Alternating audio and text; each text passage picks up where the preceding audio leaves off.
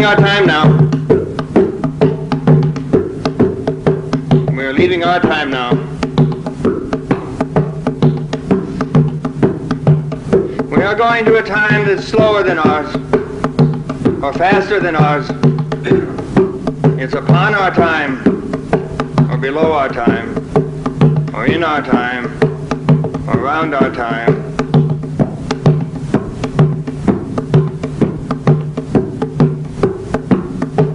And we honor space also.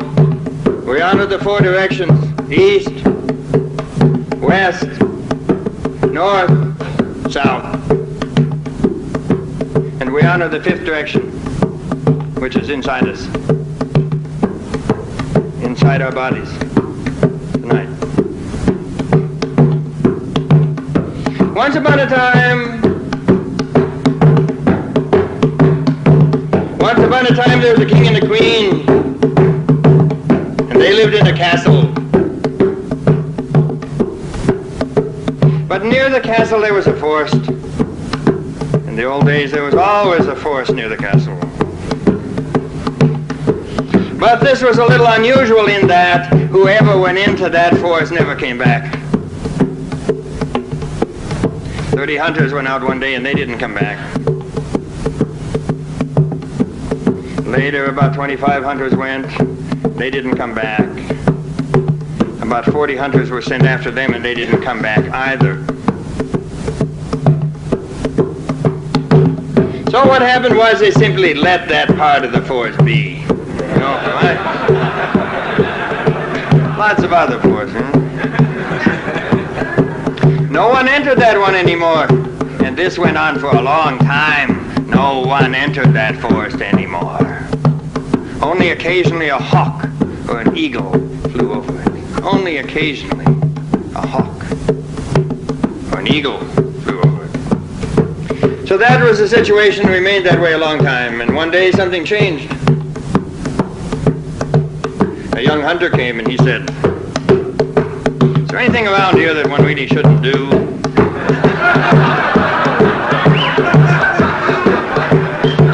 King said, "Yes, there is, but it's a little journey, but the return rate is not very good. I don't advise it." He said, "That's the sort of thing that I enjoy. I'll do it." So he went out into the forest and he took with him only his dog. He went alone, that one. Of course, that's different than crossing a desert. This is entering a forest.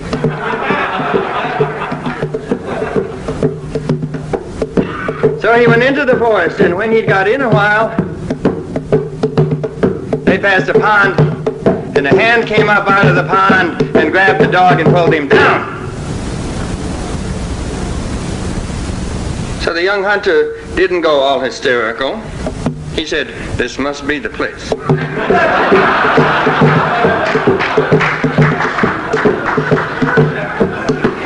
And then he went back to the castle and he got 3 buckets and 2 other men, and they began to bucket out that pond.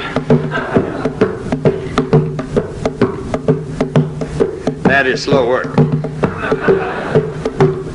This part of the story might take you 3 years. They bucketed out the pond, and when they bucketed it out, they found on the bottom a large man entirely covered with hair that was rusty colored. Reddish, rusty colored, lying in the bottom.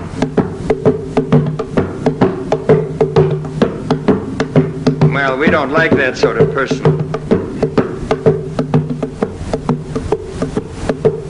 So they took the wild man and they bound him with ropes and they brought him back to the castle and they put him in an iron cage in the courtyard. And they called him Iron John. That was pretty good. Reagan prefers to have him in Arabia or somewhere.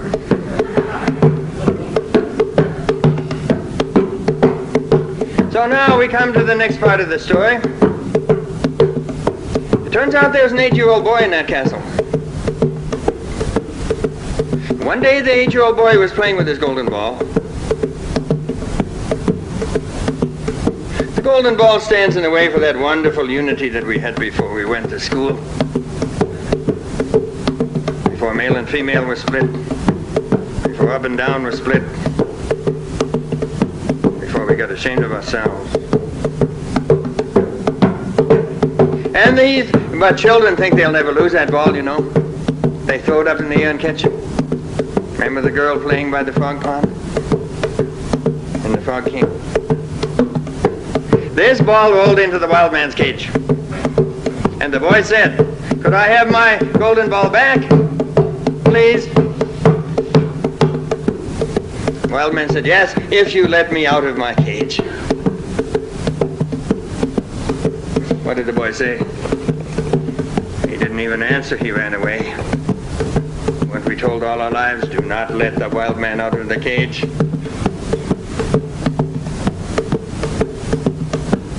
So that went on quite a while.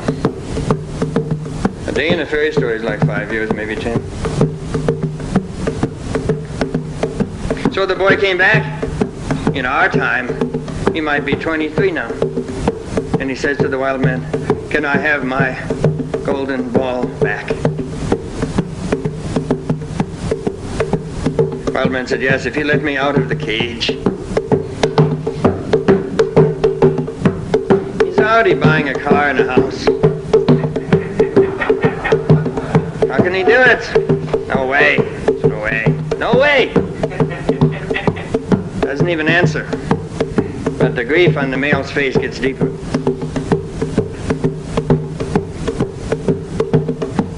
Finally, on the third day in the fairy story, the boy goes to the wild man and says, "Could I have my golden ball back?"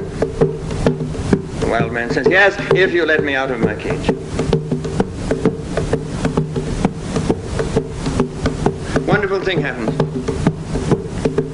The boy says to the wild man, "Even if I wanted to let you out of the cage, I don't know where the key is. I don't know where the key is." It said in the beginning of the story, you know, that when the king locked him up in the courtyard, he gave the key into the keeping of the queen. But where is it? Castles are big. Sometimes I've asked an audience, "Where is the key?" And they say it's around the boy's neck. It's in the golden ball. It's on the floor of the cage. It's in the kitchen.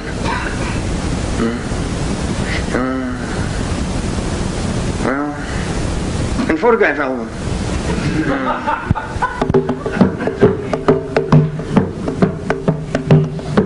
So the wild man said, "The key is under your mother's pillow." That's where Freud said it was.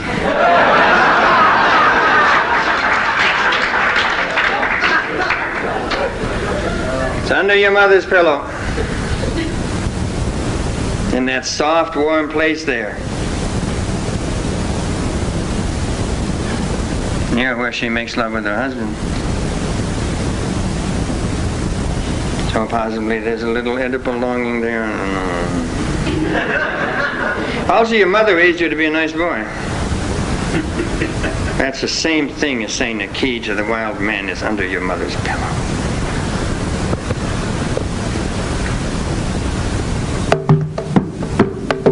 What did he do? He waited one day till his parents were gone. That's what Gioia Timpanelli says. Always steal the key on the day your parents are gone. Sometimes they're gone.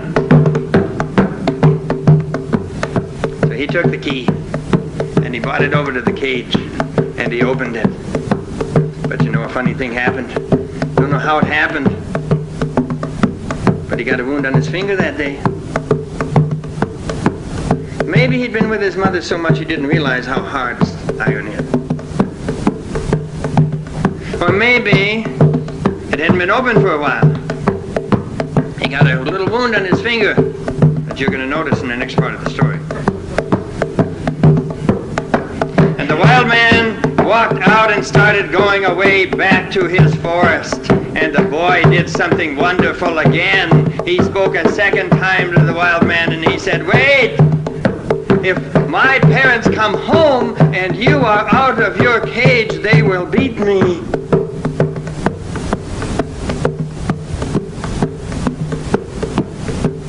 And a few you read histories of child rearing in Germany in the 19th century, you know what he means.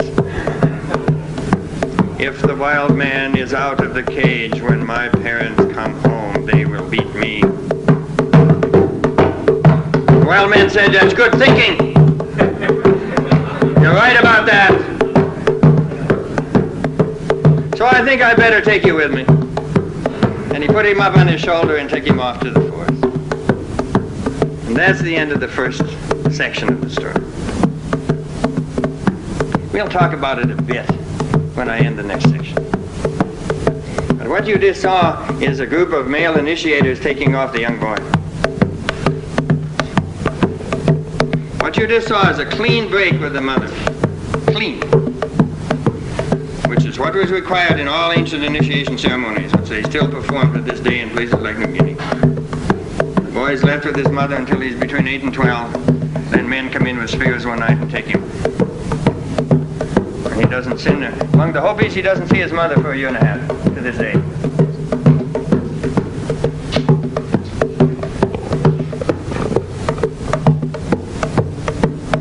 But which one of us has that luck?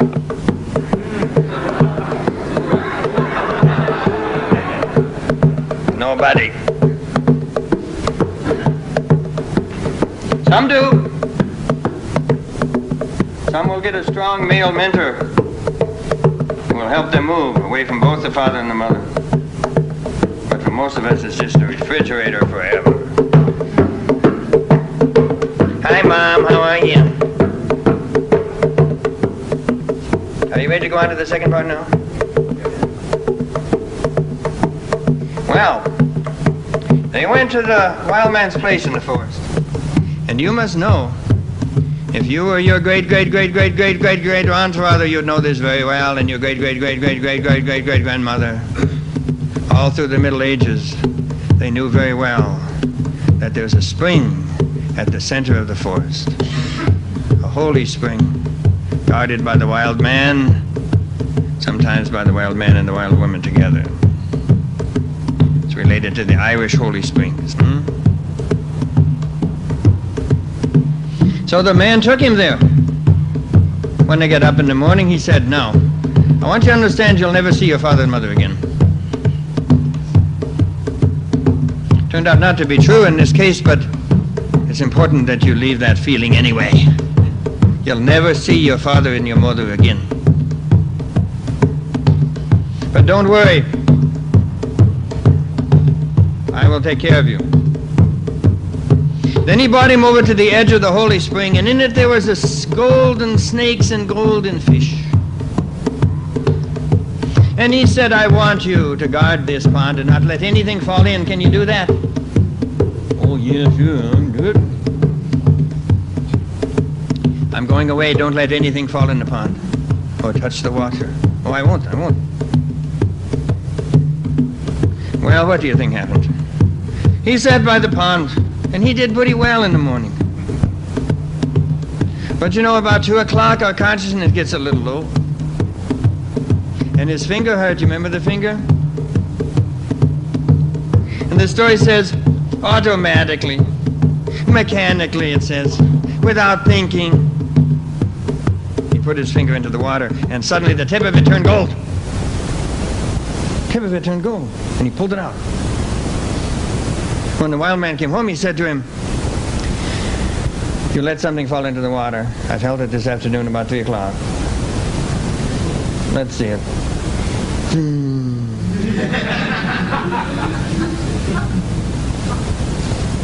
Don't do it again. Tomorrow. Oh, I won't. So the wild man goes off again and leaves him there by the pond and says, do not let anything fall into this water. He's not going to do it. Thinks about his finger. I'm going to keep that finger out of there. And his alertness stays until maybe 2:30. And you know, it's such a simple thing to do. I mean, your finger hurts a little, so what do? You run it through your hair. Isn't that right? You run it through your hair like this. He did that. And a single hair fell down into the pond and turned gold. Boom! he pulled it out. Too late, it was all gold. One hair was gold.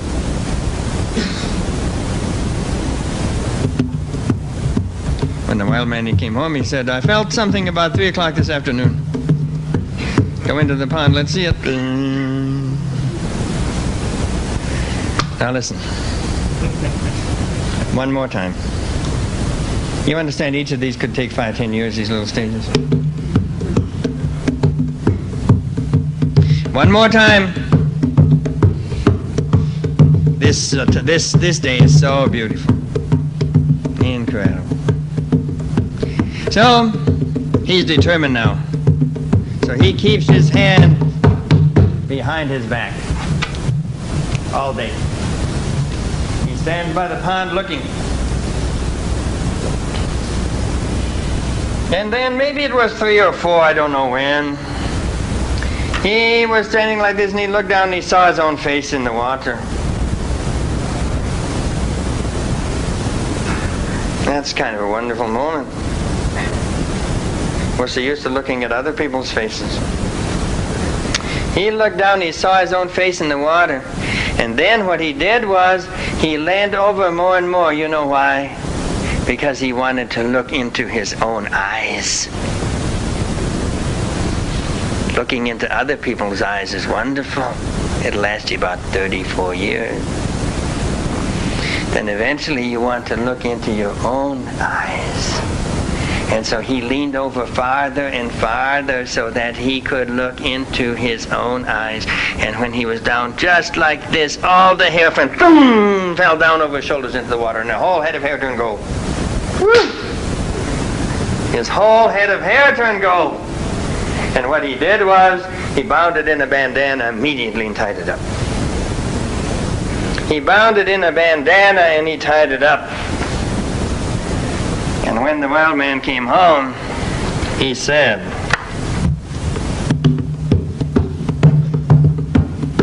you let something fall into the water. What's that weird bandana around your head?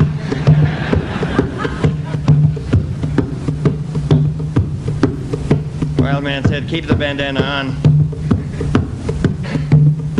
But you'll have to leave now. You'll have to leave now. You'll have to leave me now. Now you're seeing the initiator letting the student go, not holding him the way so many of the gurus do. Letting him go. That's important. And he says to the boy,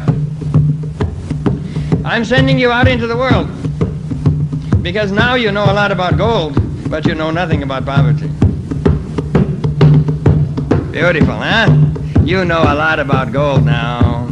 Everybody in the United States now knows a lot about gold. They all read the Tibetan Book of the Dead, Rollo May, Castaneda. Everybody knows a lot about gold. But he said, you don't know anything about poverty.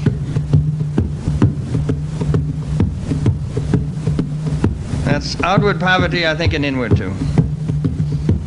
How can you possibly believe that you're poor inwardly when you got all those books in your bookshelf? You know a lot about gold, but you don't know anything about poverty. So I'm sending you out now. But don't worry. I have more gold and silver than you'll ever need. And whenever you want me, come to the edge of the forest and call Iron John, Iron John, Iron John 3 times, and I'll come. So that's the end of that part of the story. There are 5 parts of this story. This is the second part. Maybe 6 months from now, I'll come and tell you the 3rd part. And we'll talk about it. If you want to read the whole story, you'll find it in Grimm Brothers under the title Iron Hunts. Or you could just let it be a surprise. Now that's the end of the second part of the story. So I think we'll end it here with apologies to the story. Stories don't like to be broken off in the middle, you know. In the old days, they would start at 8, 9 o'clock in the morning. They still do it in Persian Arabia. And the story goes on, it finishes about 10, and then it says, oh, and then the grandmother came in and she said this. Oh my God, it starts over again. Goes on, another story starts at 2. It goes on all day. But we all got things to do. All right.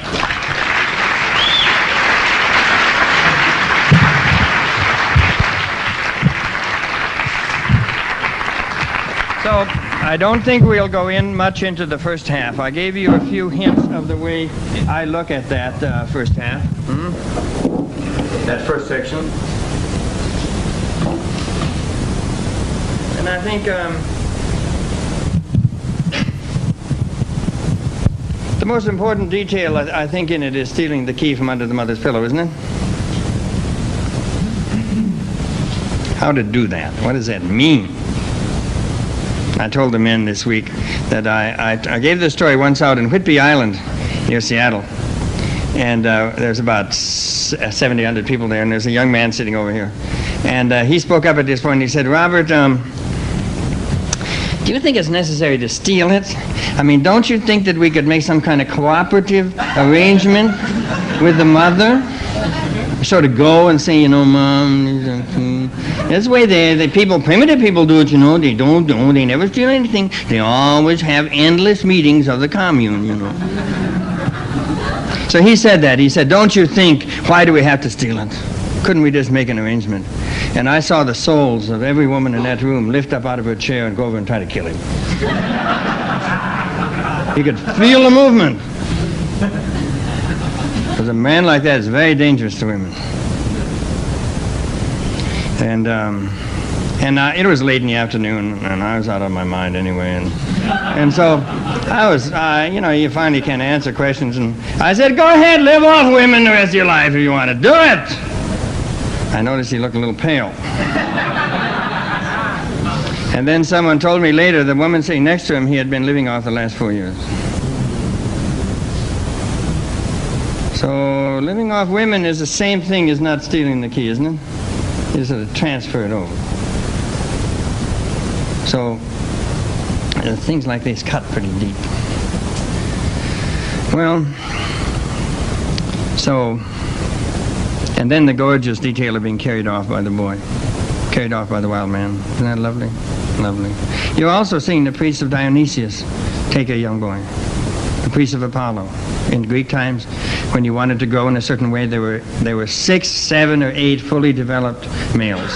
They were called Greek gods, but they were models of the male psyche, fully developed. And you had an instinct as to which one was the right one for you. And they would have their priest, and you would go with them.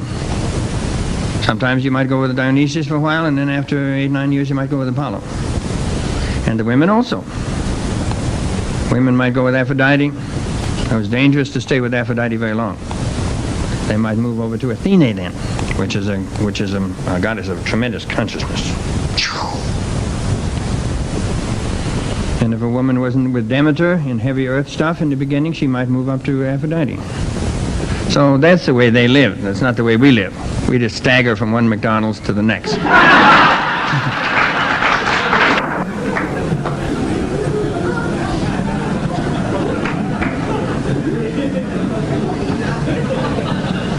So, let's go on to the second part of the story now.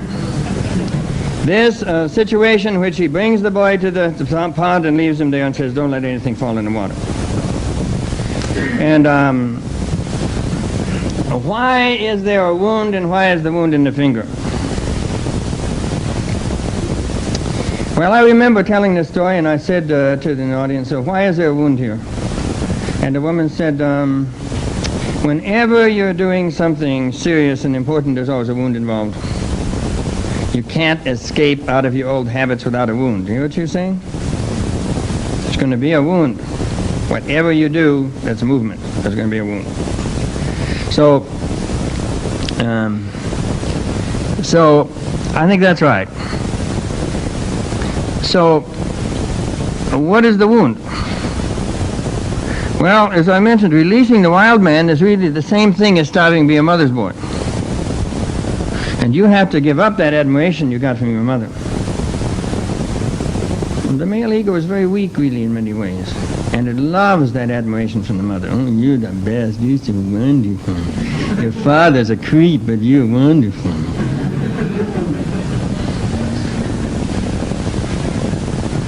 We're addicted to that. So he's not going to get that now from the wild man. Do you feel it? He's not going to get that sort of adoration.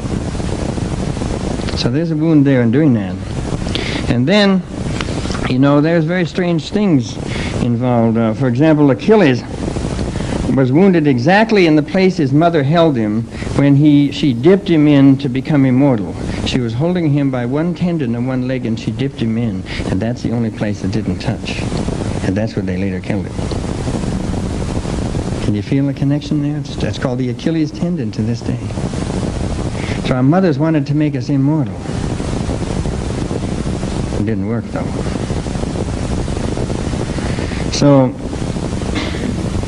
So leaving a mother's force field isn't easy. And there's a lot of pain in not breaking with the mother. And especially when she says, I'll make you sort of invincible if you will be my little man. And I think it was Rollo May said something interesting about this. He said, in terms of the edible situation that Freud talked about, which everyone fought for the mother, and the father won and put down the boy and wounded him, etc.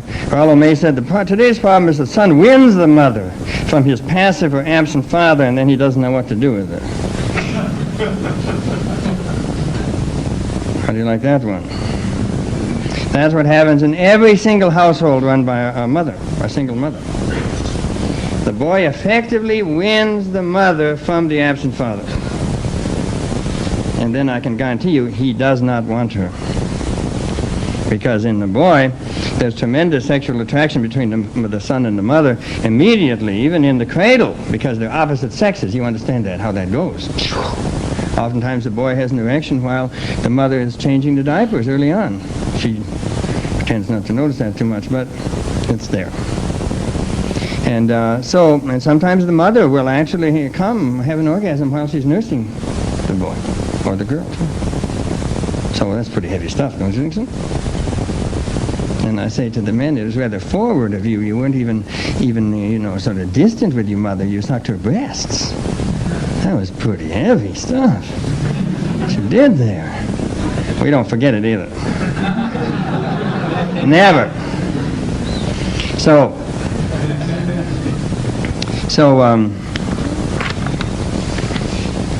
but then, what happens then if it violates the whole Freudian idea and you actually win your mother, and there's only you and the mother in the house, and your father's off somewhere, and she's continually telling you anyway the father's no good, so there's not much possibility you'll get back together. Then the boy doesn't know what to do.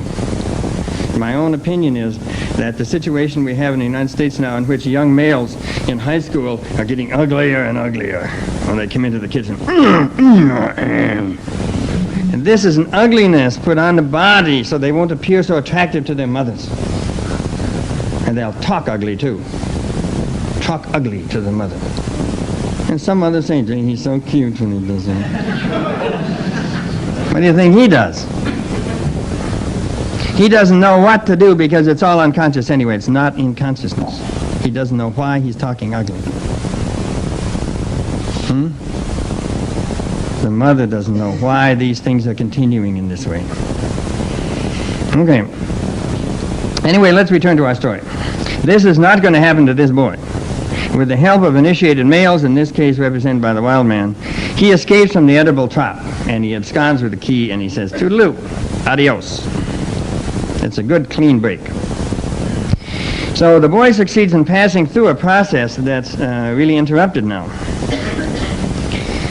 Many young men now have no contact with their fathers nor with any older male. The police chief, I think, of Detroit, I read a little note of his a couple of years ago, he said, these young boys that I'm picking up, most of those not only don't have a responsible male in the house, they have never met one. How do you like that?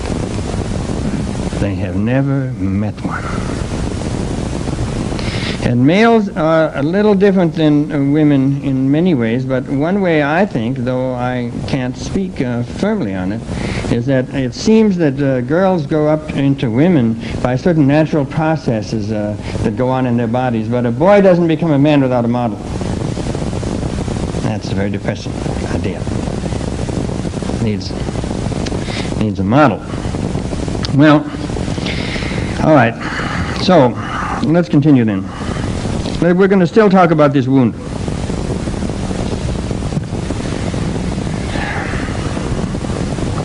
According to all initiator people like Mircea Eliade, the first stage of initiation is always a separation from the parents and a withdrawal into the woods. And the second stage, some pain or wound is always connected with that. Sometimes it's heavy tattooing. Sometimes it's scarifying the face. Sometimes it's removal of a tooth.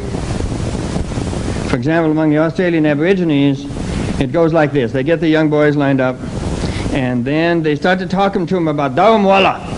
Daramwala is the great early man, the first early man.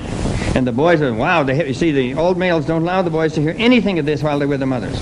Only when they're out of the mother's house will they tell them the major stories. So they tell them about Daramwala. And they say, he's up there in the tree. There's Daramwala. And they're all looking at the tree, and the shaman comes along and knocks out one of their tooth with a hammer. So that's pain. But on the other hand, that's what happened to Daramwala. You now have a connection with Daramwala. Wouldn't you give a tooth to have a connection with Daramwala? That's the way it goes.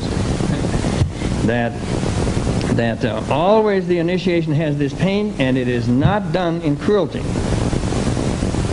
It's done from the knowledge that Daramwala grew to be the man he was and the human he was because he endured pain, in this case the loss of the tooth. And by this method, they're put in touch there. So the males on the whole don't comfort the boys either. That's another difference between male and female behavior oftentimes. The woman often moves towards the wound to heal it. And that's right on her part, because when there's pain in a little child, you have to move towards it. You don't know what it means. You have to move towards that wound and that pain and ask about it. But the old initiators, especially in New Guinea, treat the boys exactly the opposite. They give them a good wound, and then the next morning they say, we'll see you at 10 o'clock out in the woods, certain place. Boys go, the old men don't turn up. 11 o'clock they come in laughing. And apparently no one knows what's going on there. There's never any explanation of these, because these are done without talk. But the only explanation I have for that is this feeling that if our mother makes an arrangement to be with us at 10 o'clock in the woods, she arrives. But I'm telling you, the world is not your mother. And you better get it through your head right now. You feel that one? All right. So in a way, the boy's wounded finger then represents what would have been an initiation rite, a much deeper wound. And this is going to appear as an interview that Keith Thompson and I worked over the last 2 or 3 years on this section. And Keith at this point said in the interview, Eliade says, no passage without blood, no growth without pain from demons, no change without injury or wound. But the ceremonial wounding isn't an end in itself. And if we make the wound literal and physical, it symbolizes the wounds a man feels in relation to his life as a whole. Well, so why should the wound be in the finger?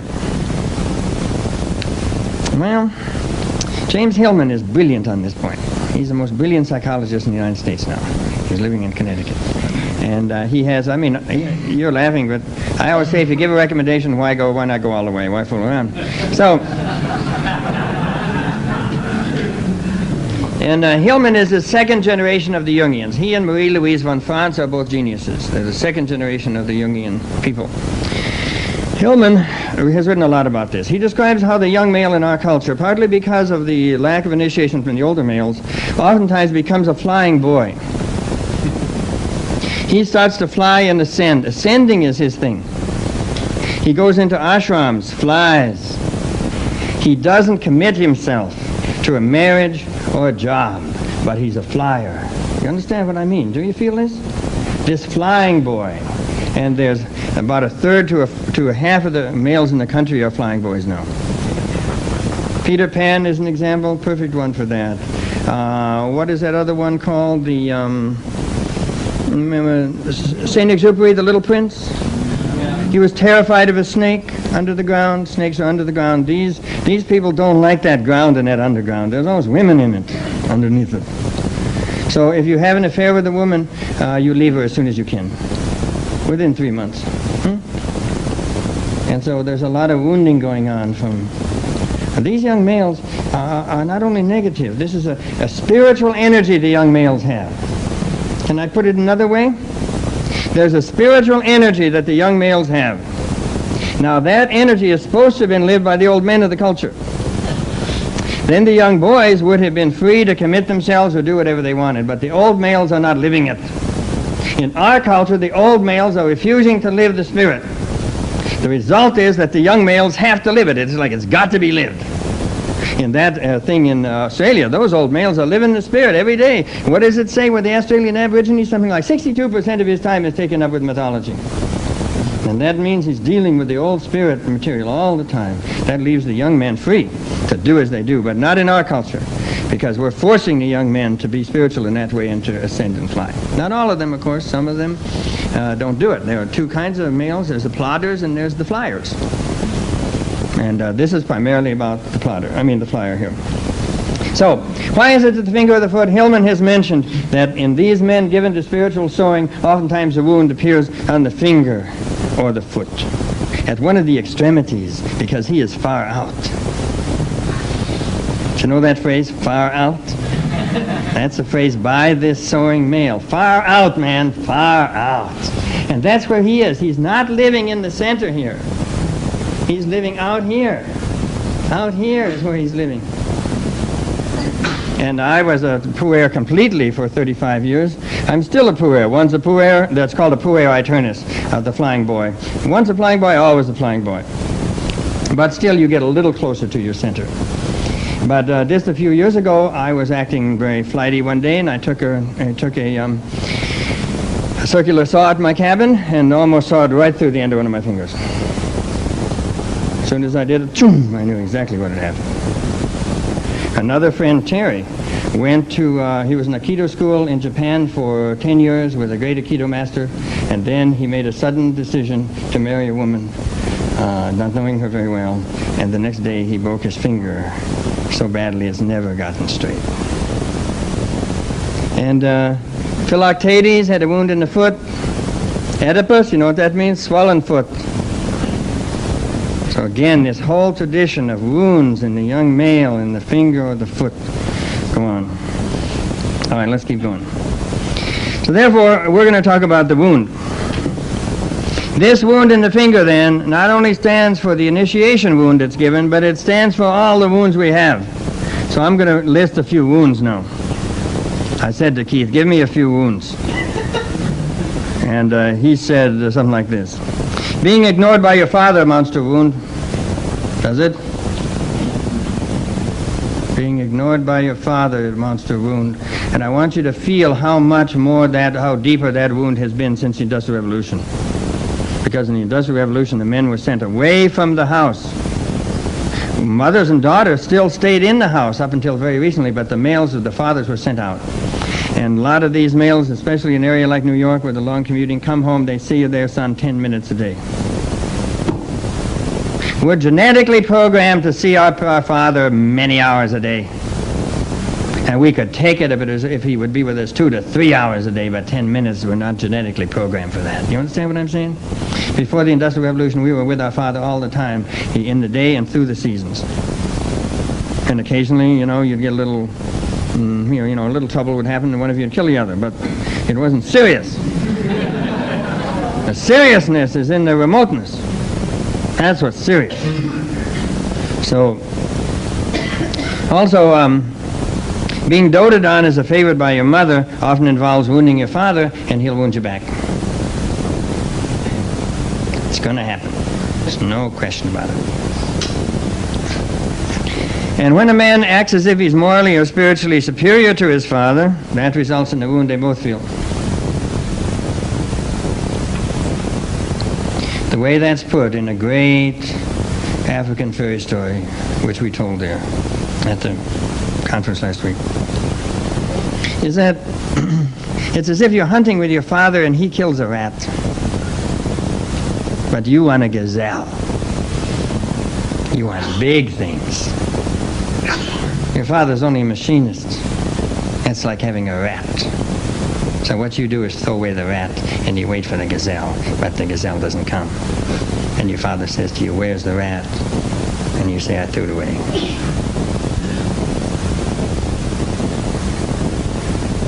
That happens to each of us when we refuse to go into our Father's way, life and the way He lives.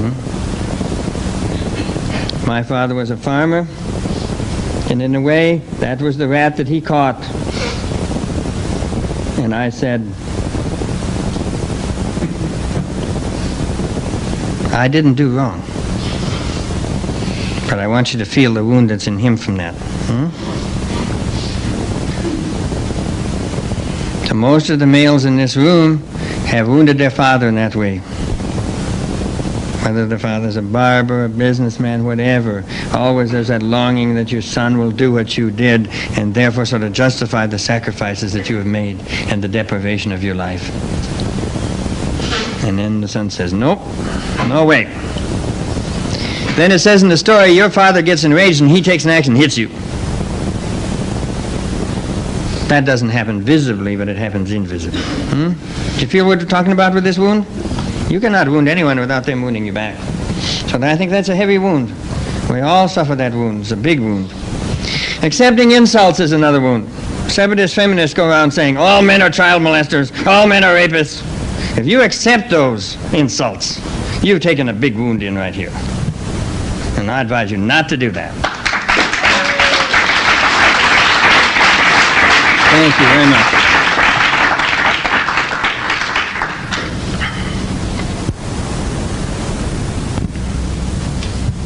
I met a man out west who came to a thing I said, and he said, he said, I gave a little talk at San Francisco State. It was in the poetry reading, but I made a few remarks about men, and he came out and said, I disagree with what you're saying about men. I'd like to talk to you about it. I said, okay, fine. When do you want to talk? So we made an arrangement a couple of days later for coffee. I went and I met him, and I said, what do you object to?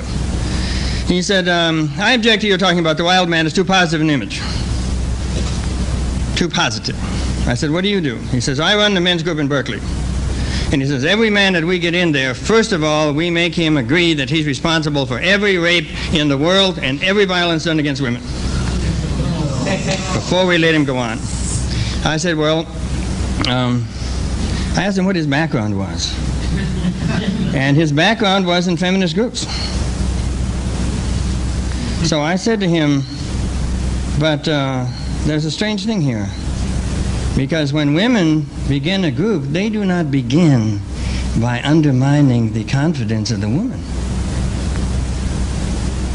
They begin by supporting the woman.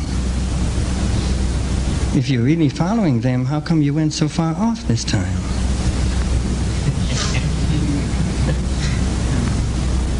I said, you got a lot of anger against your father, haven't you? I said, you're a double agent, aren't you?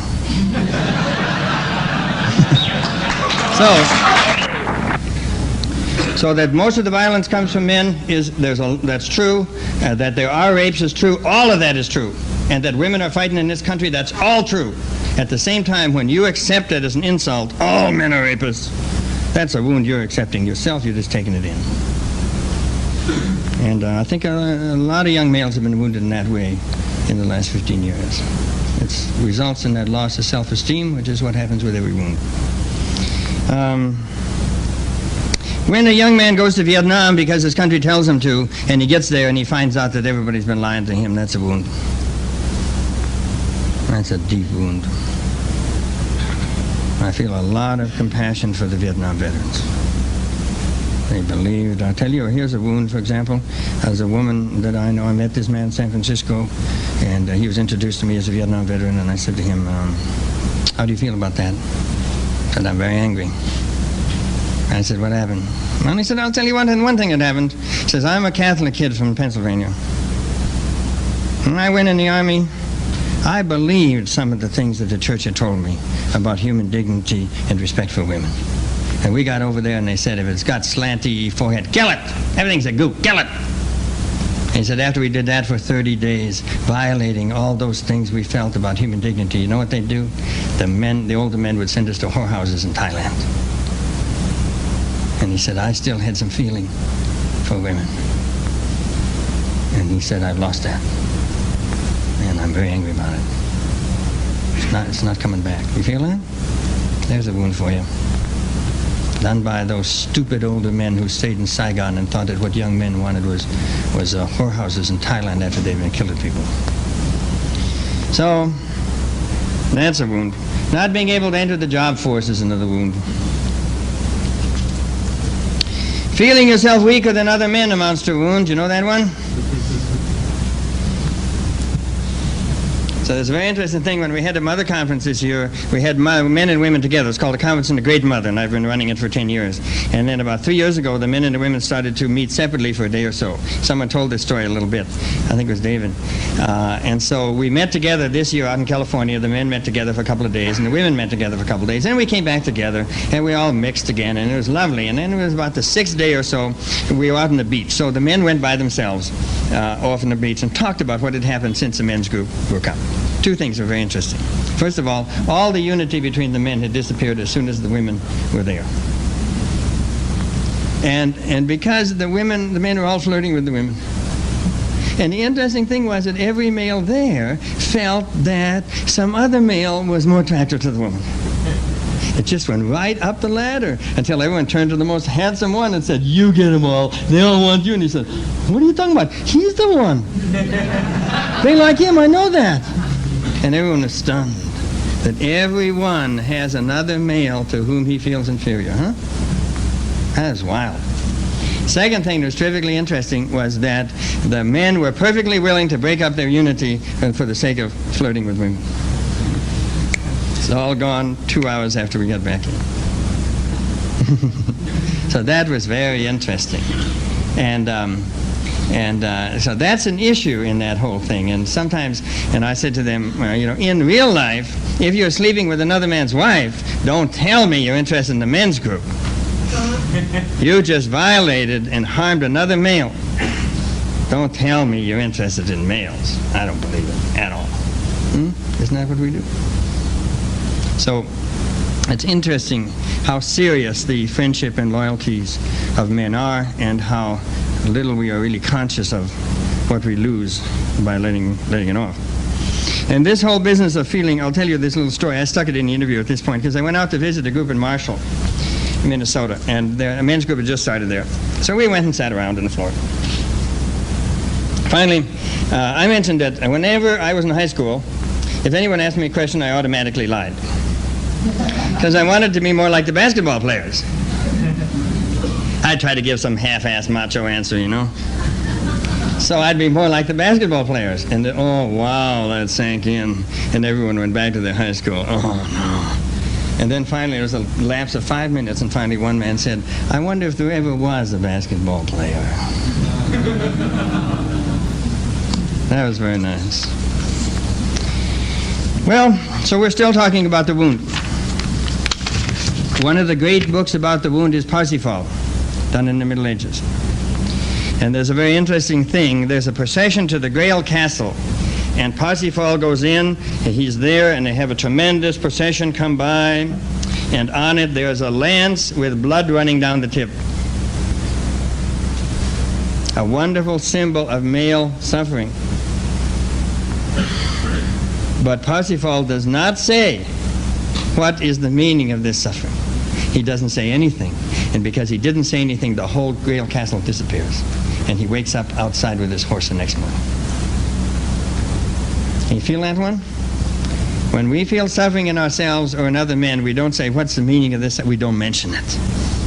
And then the whole Grail Castle disappears. And it takes him 15 years to get back to that castle again. Would you say that's a strong one? That's incredible. And the reason was because his mother told him always to be polite. That's what it says in the book. His male advisor said, whenever you're somewhere, ask about the meaning of it. His mother said, when you become a knight, be polite. So we're not talking about anti-female here. We're talking about these two codes of living, which are both good and strong, but one may be inappropriate at a certain time. All right. All right, now, so what does it say in our story? It says that the wound needs not only to be faced, it needs to be dipped in the water. The wound of a male needs to be dipped in a pond, and not just any ordinary pond, but a pond owned by a male, and specifically by the wild man. That dipping of the wound is helpful.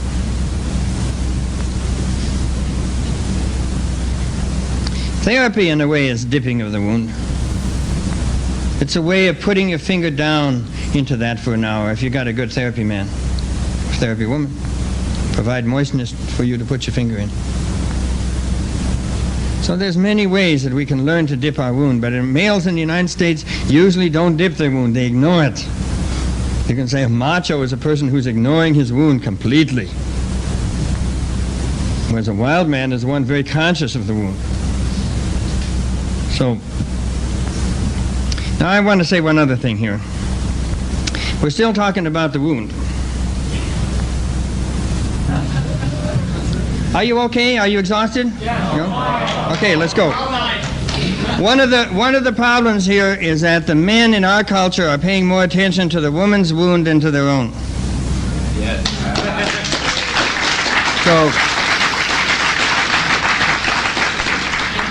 And many men were asked early on to carry their mother's pain.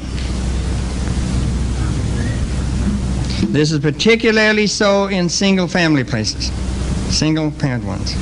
The pain of the woman is terrific, especially when we force these women to live with low incomes after they're divorced. Their pain is terrific.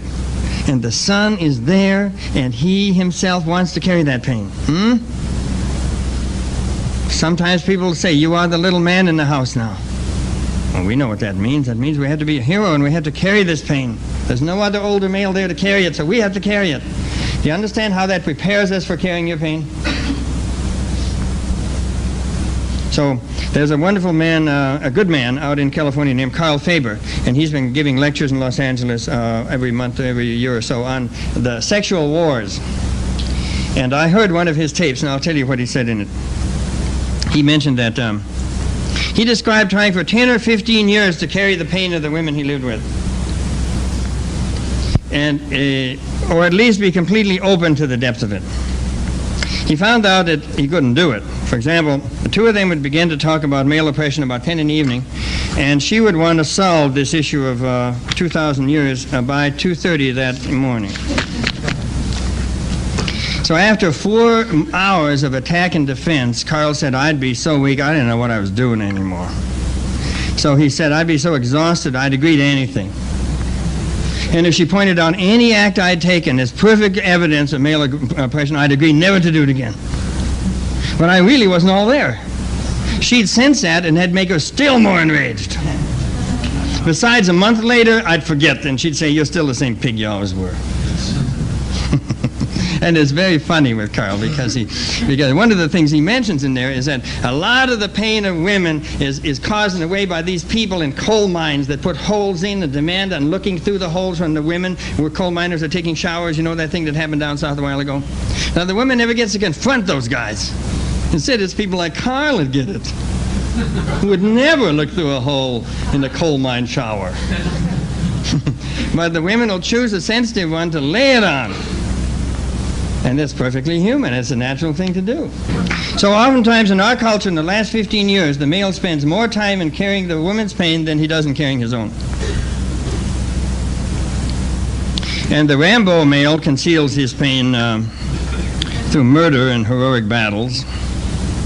And the male in between just avoids the subject.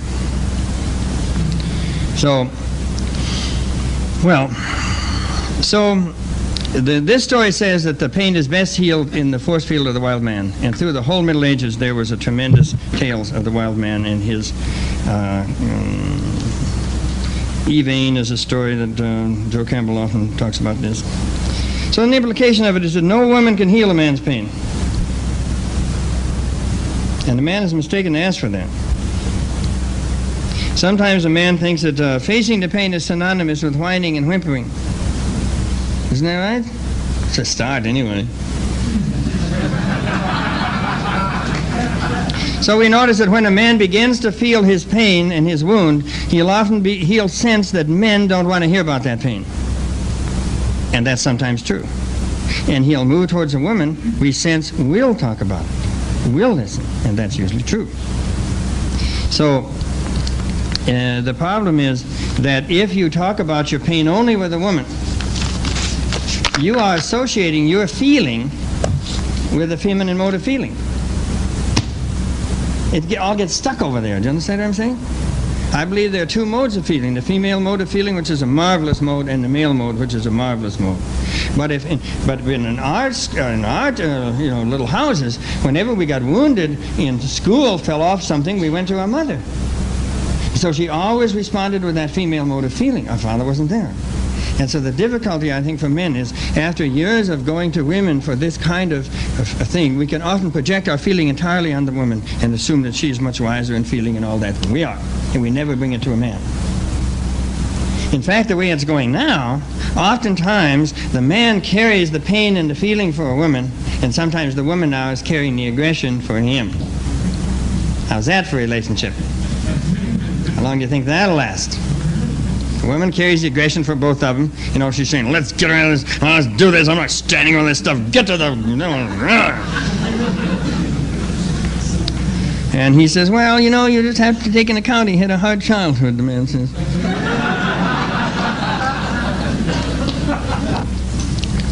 All right, are you ready to go on to the second day now?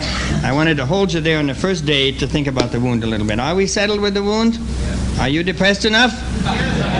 Okay, let's go on then. So the second thing that happened then was on the second day the hair fell in the pond. We don't know what to do with that. That's the quality of a fairy story. Absolutely nothing is there. You got to work it out yourself. There's no answer right or wrong. But I would say that what we have here with the hair falling in the pond, hair is always associated with sexuality. And it's difficult for men because women still have Aphrodite as a goddess connecting their sexuality with the divine. Men have nothing. Most men feel their sexuality to be something sort of very secular, having nothing really involved in it, just some practical and really unworthy of you. And isn't that what they said in Sunday school? It's unworthy of you. You ought to have higher things, man. I won't make any jokes. Forget it. So there's some way in which when the male initiators came in and worked with that young boy, they would show him that his sexuality has a link with the divine also. And that's said in this story by the single hair falling in and turning gold. Gold is the end of the alchemical process. Gold always stands for the divine in the fairy stories. So now the whole man is not divine, but one hair is divine. Again, that's something that we need to get from other men. The awareness that is in many cultures of a connection between sexuality and the divine. So that we don't try to be spiritual here and completely sexual on that one. Another thing that's beautiful to me is that when he runs it through his hair, one thing you can say is that he dipped it the first time and now he's elevating it. And also the hair is close to the head. So you're taking your pain and you're running it through certain ideas. Why not take that wound that you have and associate it with Freud's ideas, with Jung's ideas, with Hillman's ideas? All that's a way of honoring your pain by putting it in the area of ideas instead of getting out on a motorcycle and racing off somewhere. This needs books. This needs thought here so that our pain has a dignified place to be. And this is a kind of an honoring of the pain when you run it over your head and elevate it that way. So after that's been done, after the pain has been dipped, and then after it has been elevated and you regard it with dignity, and when people make jokes about it, you say, I don't know. Don't agree with you. Or something, you understand me. When you feel the dignity of your father's pain in losing you to your mother, and the dignity of your father's pain when you didn't take the work that he was doing in his own life. And the dignity of your pain, that pain you felt when you broke from your mother, and how terrific that was, what a terrible pain that was. And the pain of not having any father near you. and the pain of not having any male initiators at all. Are those enough pains? That's enough. And when you can think of those as a way to the divine, not as something bad that happened to you. If you hadn't felt that pain that you are feeling, you wouldn't be in this room right now. So the pains that we receive are ways in which help us to escape from the secular and move towards the divine or towards growth. Do you hear me what I'm saying? And this was the subject of this thing, was a wound. So I know that you're aware of your wound, or you wouldn't have come to this. So we can tell our own stories two ways. I got wounded and my mother and father hurt me and it's very bad and I feel very bad about it and it's terrible. The other, and that's fine too. I love to hear that. The other way you can say it is my mother and father wounded me and I got wounded and that's how I got on the road. Because without the wound, I'd be back there right now. So, that's something to understand. I think it's good.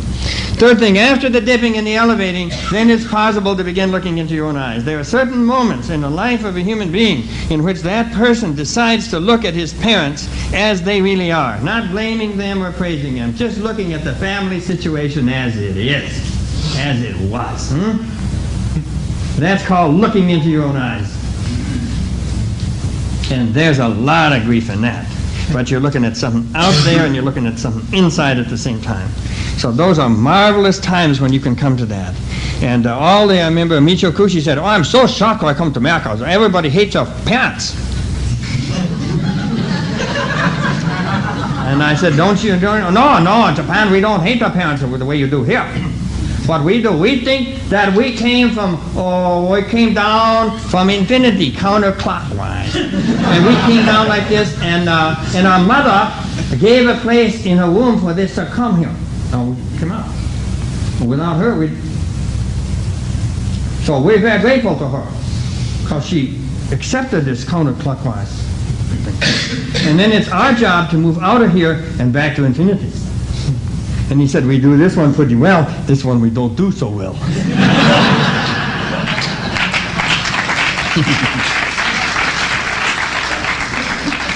All right, so I'll tell you a story now about this thing of looking into the eyes. To me, it's a lovely story. Do you want me to stay here, Demir?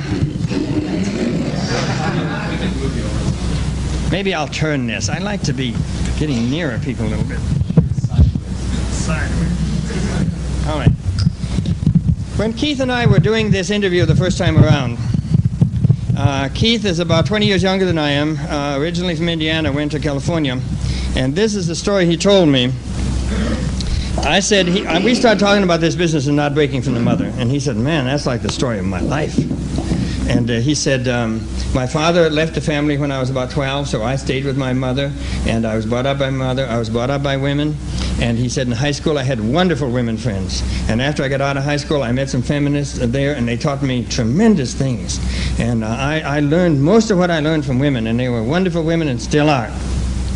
And I said, what happened? Then I had a dream. I said, what is a dream? He said, I dreamt that I was in the forest living with she-wolves. And I think the wolf is a positive thing here, an independent animal. I was living in the forest with she-wolves.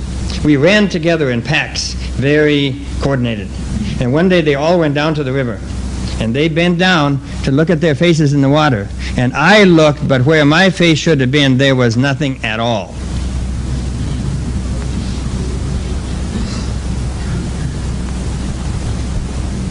Tough dream, isn't it? It says that when a man is brought up by women, not only won't he have brought up by women exclusively without the male coming in, not only won't he have a masculine face, there'll be no face at all.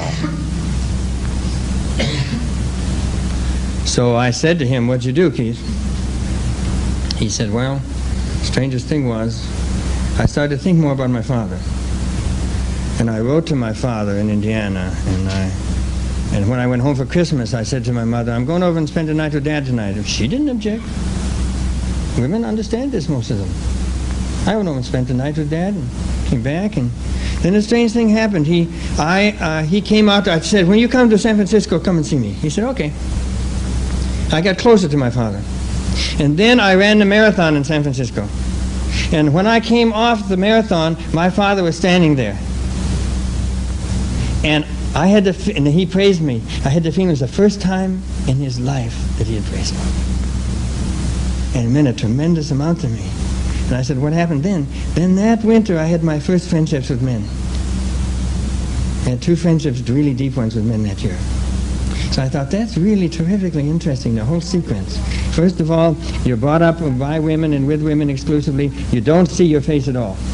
When you get that shock that you don't have a face, then you make the contact with your father. After the contact with the father comes the friendships with men. Interesting sequence. And one of the first things we noticed when we were beginning this is that so many American men have no male friends at all. Talked to one last night. I just met someone. He said, you know something? I haven't a single male friend. I'm 32 years old. So, well, all right. So we're just about done here now. I don't think I want to go into...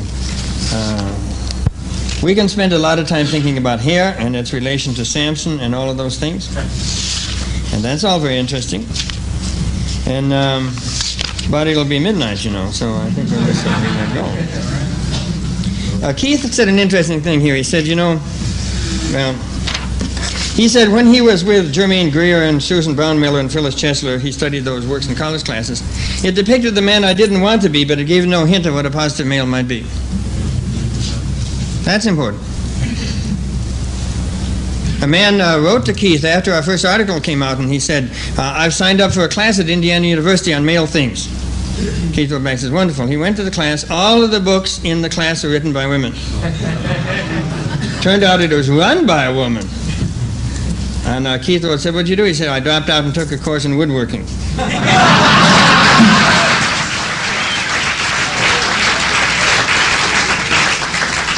So that's not to make fun of the women who are doing that.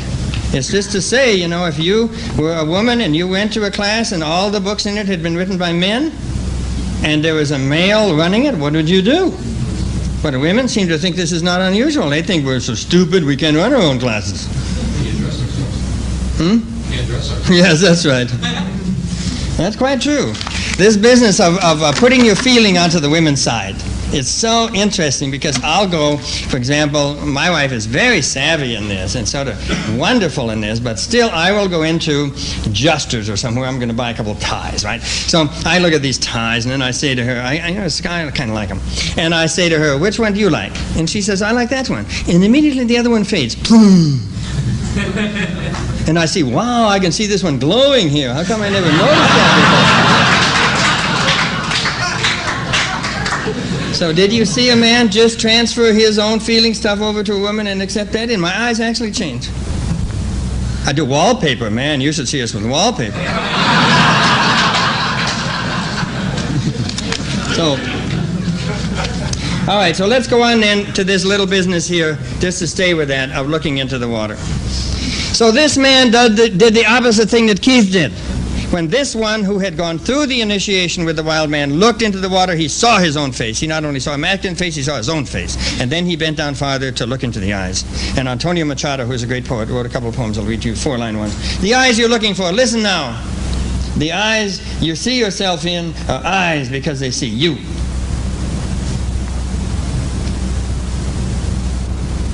Another one, an eye is not an eye because you see it, it's an eye because it sees you. Did you feel that when he looked down into his own eyes, eventually someone was looking back. The eye you see is not an eye because you see it, it's an eye because it sees you. Do you understand now how when that happens to a man or a woman, they feel less alone in this universe? Someone is looking at them. Wonderful, wonderful. Narcissism is an ugly fault and an ancient fault, and now it's a boring fault too. Nice poem, huh? Narcissism is an ancient fault and an ugly fault, and now it's a boring fault too. Not being able to see your own true eyes. You just see. Look in your mirror for the other one who walks by your side and tends to be what you aren't. That's a good poem too. Always look in your mirror. You can see in your mirror who you are. Always look in your mirror for the other one, the one who walks by your side and tends to be what you aren't. All right, we're just about done here. I wanted to give you some stuff from this essay because we had worked on it a long time and been thinking about it, and I'm going to wrap it up here now. All right. So looking into your own eyes is the same as seeing your own wound.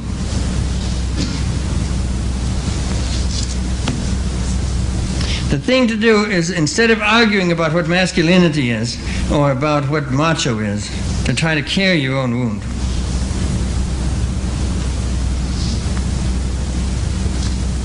And asking women to carry your pain, or you're trying to carry women's pain, is a mingling of the two modes of feeling. Many men in the last 15 years have tried to be as sensitive as women, that is to say, to pick up the women's way of doing things. I can guarantee you she'll always do it better than you. Haven't got a chance. A woman knows her mode of feeling, goes back to her mother, grandmother, all the way back, thousands of years. She's firm in that. Try to learn it. Can't do it. I'll give you an image. Maybe this will help you. When I was out in California, a woman that I knew, I was going up to a men's group, and she said to me, a psychiatrist from Malibu came to see me last night, and he said, tell Robert this. He said, I'm seeing men now that are 50 to 60 years old. They're extremely successful, all of them. In the world, they're very strong. What they come to me about is because when they're in an intimate situation, they feel smothered, helpless. They're strong out there, but when they're alone with a woman or something in an intimate situation, they feel weak. I know that mood very well. So here's an image of it. The woman is standing on her mountain. It's like this. Here's her grandfather, grandmother, great-grandmother, great-grandmother. It's all going down. What women say to each other in the kitchen. Little girls talking with their mother. You stand next to your father 5 minutes a day. What do you pick up from him? Nothing. So therefore, this is the only mountain we have now, is this woman's mountain. And you're up there and the woman asks you, come over and talk to me. Okay. I love that. I get over there, I got a little basket. I'm hanging off the end of the mountain. Right? Anybody cuts it, boom!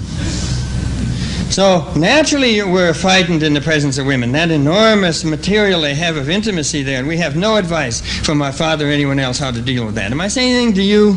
Yeah. So what men I think can do is when men start to be more with men, then they can develop a mountain here too of the male mode of feeling. That's what those old initiators did. They brought those young boys in and they said, listen, we'll show you what men love. Men love to be crazy, number one. They love the other world. They got these hundreds of mythologies. They love everyone in them, Samson, the whole thing. And about 3 in the morning, they love to dance, go completely mad, and sing all this stuff. That's the way men are.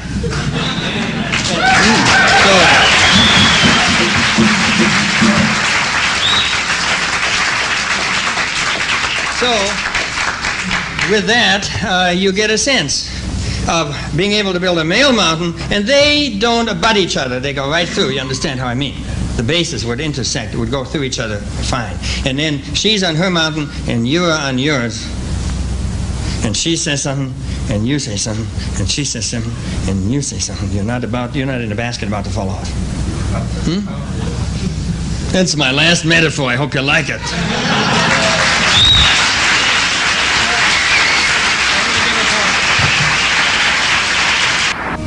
I'm going to do one poem and then answer questions. Okay, thank you. So, I thought I would do Finding the Father.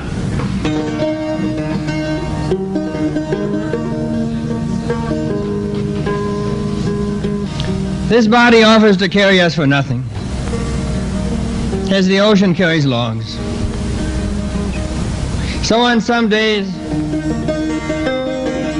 the body wails with its great energy. It throws itself up the rocks, throwing small crabs. There's a knock at the door. We don't have time to dress. He wants us to go with him through the blowing and rainy streets to the dark house. And there we will find the Father whom we have never met, who wandered out in a snowstorm the night we were born, who then lost his memory and has lived since longing for his child, whom he saw only once. While he worked as a shoemaker, as a cattle herder in Australia, as a restaurant cook who painted at night. When you light the lamp, you will see him sitting behind the door. The forehead so light, the eyebrow so heavy, lonely in his whole body, waiting for you.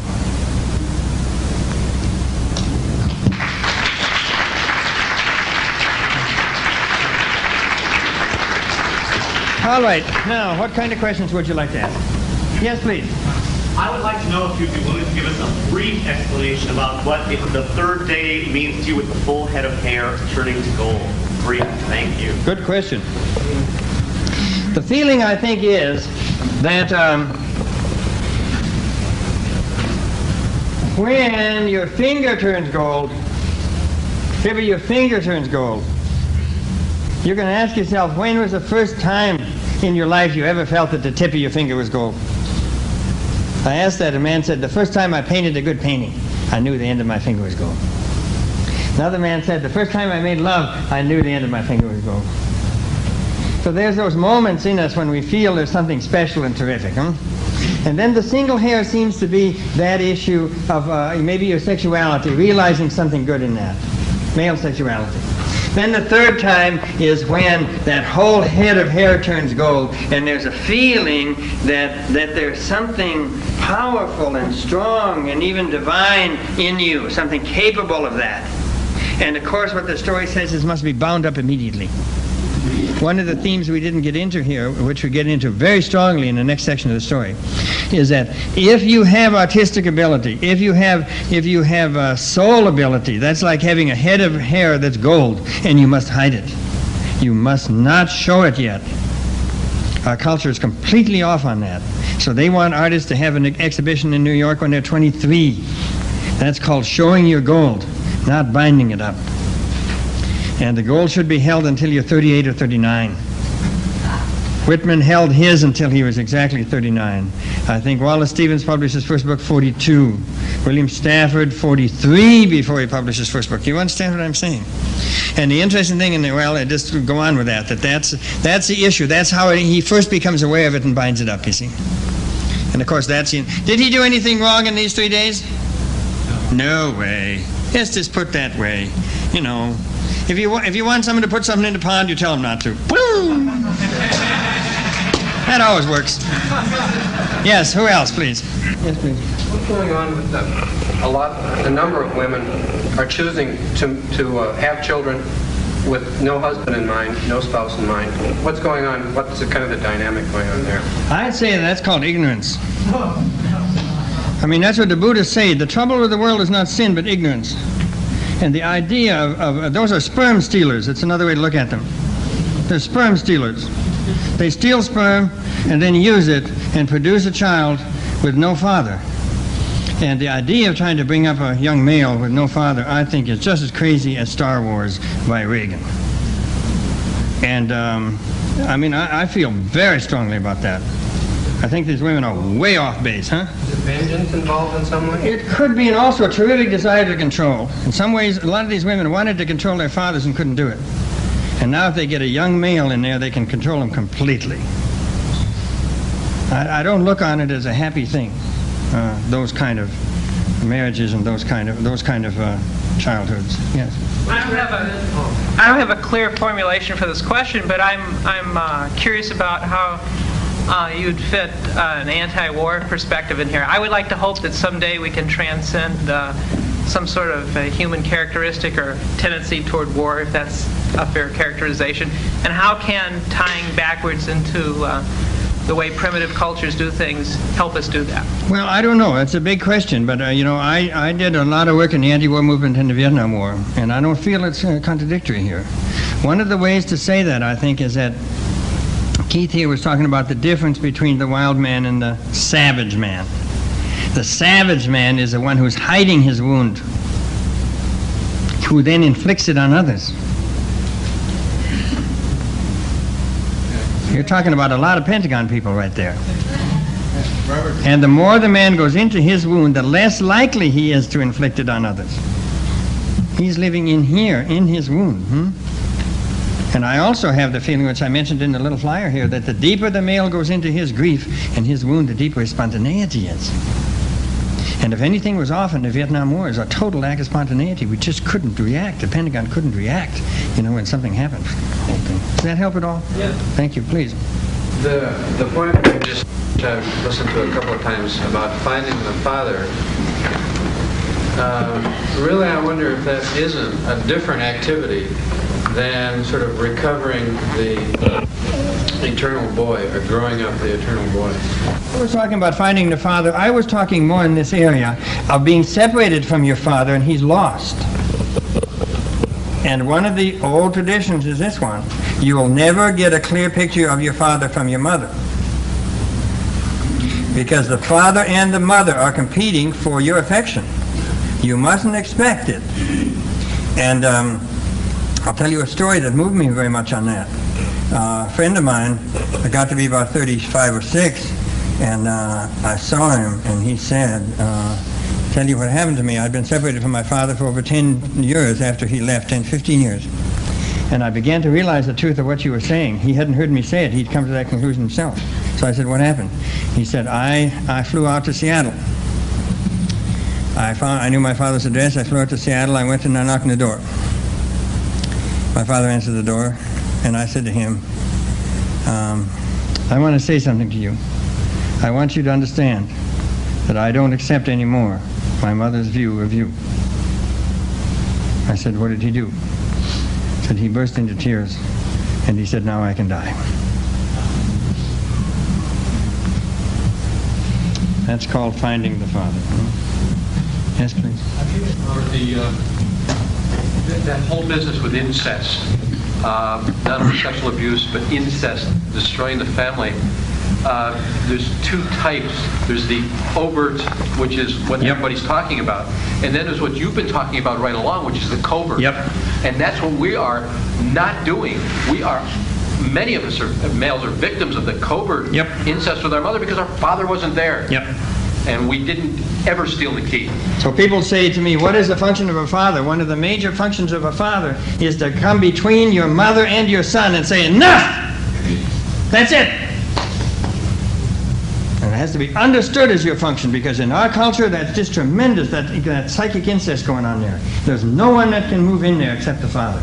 And he has to understand that. That's not disloyalty to your wife, it's loyalty to your son. How does that affect girls? You talk about this in terms of a boy, a little boy. How does it affect no father with a little girl? Well, one thing you can say, I don't know, we must stop. I understand. I'm just going to get this one out here if I can. That the incest thing is very strong with the women too. There's often psychic incest with the father when the father's in the house. And it's up to the father to know how far you can flirt and how far you can't flirt. That you're holding a lot of that energy. It's got to be held in a very delicate way. And being held, it's got to be warm. You got to hold it warmly so that you can pass it on and she'll have it whole and can give it to a male. But if the father's out of the house, then it's given to a remote father, and then it becomes cold. A lot of that sexual energy she gives to the father becomes cold. And then when she passes it on, it's cold. You understand what I'm saying? It's too fast to do this way. But anyway, I'm interested that you come into these areas of grief, because that's where I think we belong for a while. And I think we must go. Yes, Tim? Will you come back sometime in 6 months or a year and talk more about that? I will come back in 6 months and I'll tell a third part of the story.